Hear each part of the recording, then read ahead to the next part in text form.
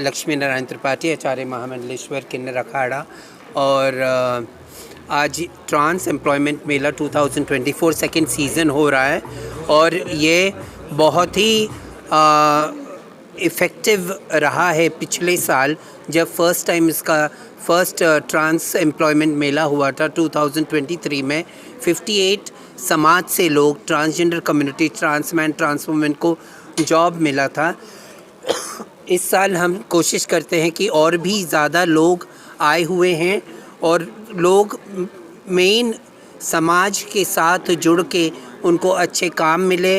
अच्छी कंपनियां आई हुई हैं मेले में, समाज के लोग आए हुए हैं।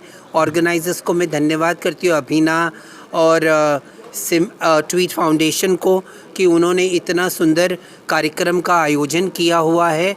और मेरे हिसाब से ये ज़रूरी है कि मुख्य धारा से जुड़ने के लिए ट्रांस एम्प्लॉयमेंट मेले जैसा और भी गवर्नमेंट भी ऑर्गेनाइज करे। मैडम, जिस तरह से डिस्क्रिमिनेशन किया जाता है ट्रांस को लेकर के सोसाइटी में, जॉब्स मिलने पर आपने इसके बाद उनके फ्यूचर को कैसे देखा है?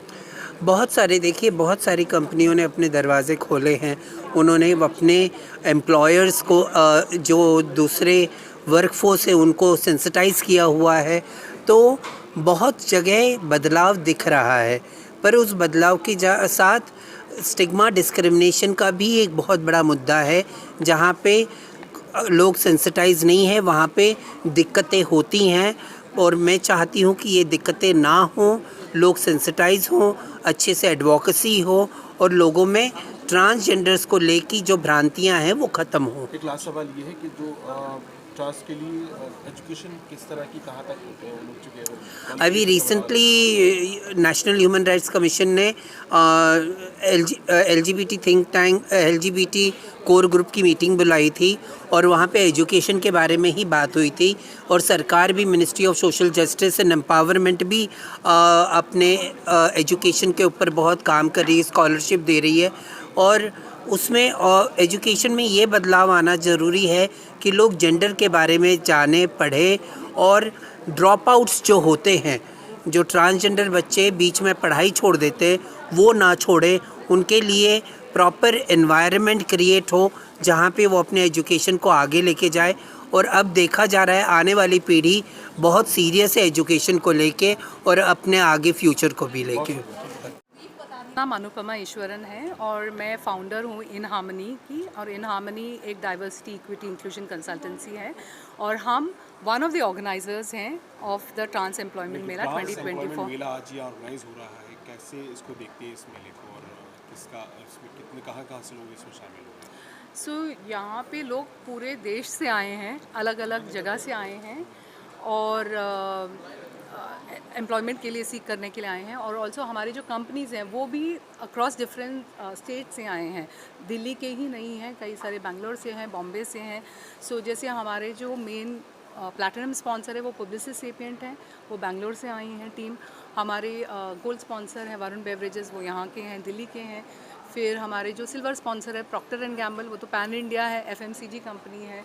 और द ललित, जो जहाँ पे most of the events LGBTQ related हैं, वो हमारे दूसरे सिल्वर स्पॉन्सर है। सो कंपनीज एक्सेंचर आई हैं, डिलॉयट आई हैं, सो जिनका प्रेजेंस कंट्री के अक्रॉस है। और कैंडिडेट्स भी इस तरह से अलग अलग जगह से आए हैं। किस तरह का आउटकम रहता है इस मेले के बाद?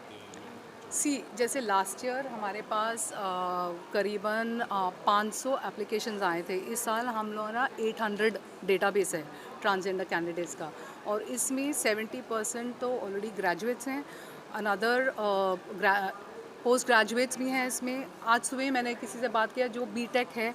सो अलग अलग क्वालिफिकेशंस के कैंडिडेट्स आते हैं। पिछले साल हमने 58 लोगों को जॉब्स दिए थे। इस साल हमारी उम्मीद है कि हम एटलीस्ट 120 लोगों को जॉब्स दिलाएं। मेरा नाम अभिना आहेर है, मैं फाउंडर मेंबर हूँ ट्वीट फाउंडेशन की, जो कि को पार्टनर है। मैडम, एक सवाल आपसे ये है कि ट्रांसजेंडर के लिए जो डिस्क्रिमिनेशन समाज में देखा गया है उससे ऊपर उठ कर के ये सारे प्रोग्राम्स हो रहे हैं, कैसे आगे की देखते हैं इसको? देखिए, मैं खुद एक नेशनल ट्रांसजेंडर काउंसिल की मेंबर हूँ। मैं गवर्नमेंट इंडिया के साथ काम करती हूँ, ministry of social justice welfare के साथ। और आज की तारीख में मिनिस्ट्री ने भेदभाव और कलंक के बारे में बहुत स्ट्रांगली चर्चा करना शुरू किया है। तो आज की तारीख में ये जो मेला आप देख रहे हो, ट्रांसजेंडर एम्प्लॉयमेंट मेला, कभी भी भेदभाव कब कम होगा? जब मुख्य धारा में एक किन्नर या ट्रांसजेंडर जो भी है, उसको समाज में इक्वल अपॉर्चुनिटी मिलेगी, तभी भेदभाव कम होगा, राइट? आप और हम में से एक लन उसको अपना समझने लगेंगे, तभी उसके बारे में भेदभाव कम हो गया।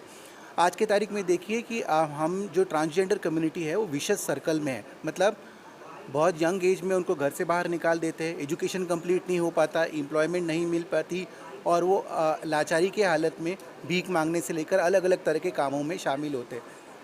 ऑफिशियल आंकड़ा 2011 में ट्रांसजेंडर्स का 5 लाख था, बट हमारा एक एस्टीमेट है कि करीब करीब 25 लाख ट्रांसजेंडर ये भारतवर्ष में शामिल है। सोचिए कितना बड़ा वोट बैंक है और कितना बड़ा लोग है कि जो भारत के जीडीपी को कंट्रीब्यूट कर सकते हैं। तो हम विकसित भारत